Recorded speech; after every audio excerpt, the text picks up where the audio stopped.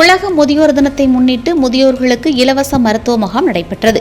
சங்கர் நகர் சங்கர் மேல்நிலைப்பள்ளி நாட்டு நலப்பணி திட்ட சிறப்பு முகாம் பண்டாரக்குளம் அருந்ததியர் காலனியில் நடைபெற்றது.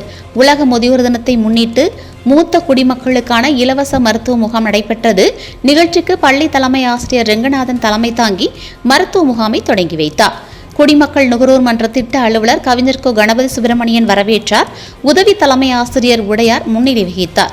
தொடர்ந்து வண்ணாரப்பேட்டை அருணா கார்டியக்கர் நிர்வாக இயக்குநர் டாக்டர் அருணாச்சலம் தலைமையிலான குழுவினர் இலவச மருத்துவ முகாமினை நடத்தினர்.